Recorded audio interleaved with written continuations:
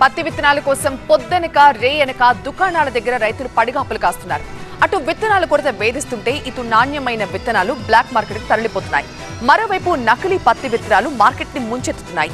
ఈ డూప్లికేట్ గాళ్ల దగాదందాతో చేనుకు చీడ, రైతుకు దుఃఖం మిగులుతోంది. ఓవైపు పత్తి విత్తనాలు దొరక్క గోస, మరోవైపు నకిలీ విత్తనాలతో అరిగోస. పలు జిల్లాల్లో రైతులు పరేషాన్. ఆగమాగమవుతున్న తెలంగాణ రైతు. తెలంగాణలో రైతులను పత్తి విత్తనాల కొరత వేధిస్తోంది. అధికారుల అలసత్వం వాళ్లను వెక్కిరిస్తోంది. బుద్ధస్తమాను కళ్ళు కాయలు కాచేలా ఎదురు చూసినా ఆ కోరిన విత్తనం దొరక్క నో స్టాక్ బోర్డులే వెక్కిరిస్తున్నాయి. రైతుల అవస్థలు మాటలకందరివి. ఇక వానాకాలం సీజన్ మొదలవక ముందే ఆదిలాబాద్ పత్తి రైతులను విత్తన కొరత వేధిస్తోంది. డిమాండ్ కు తగినట్టుగా విత్తనాల సప్లై లేకపోవడంతో పత్తి రైతులు రోడ్డుకెక్కుతున్నారు. డిమాండ్ ఉన్న పత్తి విత్తనాలను బ్లాక్ మార్కెట్ కు తరలించి ఒక కృత్రిమ కొరతను క్రియేట్ చేస్తున్నారనేది రైతుల ఆవేదన. మిగిలిన జిల్లాల్లో ఉన్న రైతులది కూడా అదే కథ, అదే వ్యధ. అసలే నాణ్యమైన విత్తనాలు దొరక్క రైతులు నానా అవస్థలు పడుతుంటే నకిలీ విత్తనాలతో మరో పరేషాన్ వచ్చి పడింది. ఇప్పుడు కేటుగాళ్లు ఈ డూప్లికేట్ విత్తనాలతో రైతులు కుచ్చుటోపి పెడుతున్నారు. నకిలీ విత్తనాలు, నిషేధిత విత్తనాలు మార్కెట్ ను ముంచెత్తుతున్నాయి. ఈ దగా దందాతో రైతులు కుదేలవుతున్నారు.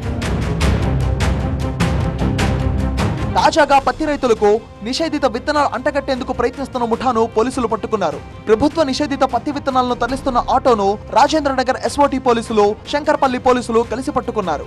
సంగారెడ్డి జిల్లా పటాన్చెరు మండలం ఎలిమెలకు చెందిన శివశంకర్రావు, శంకర్పల్లి మండలం యలవర్తి గ్రామానికి చెందిన శ్రీనివాసరెడ్డి, శంకర్పల్లికి చెందిన ఉదయ్ కిరణ్, హరిబాబుతో కలిసి కర్నూలు జిల్లాకు చెందిన శ్రీనివాసరావు ఈ నకిలీ దందాకు తెరలేపారు. 36 లక్షల రూపాయలు విలువైన 1.4 టన్నుల నిషేధిత విత్తనాలను పోలీసులు స్వాధీనం చేసుకున్నారు. ఇక ఆదిలాబాద్ జిల్లాలో 70 కిలోల నకిలీ పత్తి విత్తనాలను టాస్క్ ఫోర్స్ పోలీసులు పట్టుకున్నారు. చింతల మానేపల్లి మండలం గూడెం గ్రామం మీదుగా మహారాష్ట్రకు నకిలీ పత్తి విత్తనాలను తీసుకెళ్తున్న వినోద్ అనే వ్యక్తిని పోలీసులు అదుపులోకి తీసుకున్నారు. అతడితో పాటు మరో 2 కేసు నమోదు చేశారు. టాస్క్ ఫోర్స్ అధికారులతో నిఘా పెట్టి నకిలీ విత్తనాల ముఠాలపై చర్యలు తీసుకుంటున్నామన్నారు వ్యవసాయ శాఖ అడిషనల్ డైరెక్టర్ విజయ్ కుమార్. న్యాయమైన విత్తనాలను బ్లాక్ చేసి నకిలీ విత్తనాలను రైతులకు అంటకట్టే వ్యాపారులపై కఠిన చర్యలు తీసుకుంటామన్నారు ఆయన. నాణ్యత లేకుండా, లైసెన్స్ లేకుండా గ్రామాలకు వచ్చి అమ్ముతున్నటువంటి వ్యక్తుల మీద కేసులు నమోదు చేయడం జరిగింది. అరెస్టులు కూడా చేయబడడం జరిగింది.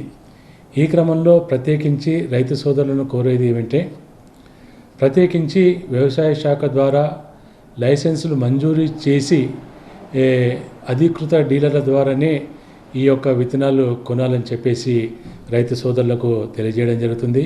అటు విత్తనాల కొరత, ఇటు నకిలీ విత్తనాల బెడదతో పత్తి రైతు పరేషాన్ అవుతున్నాడు.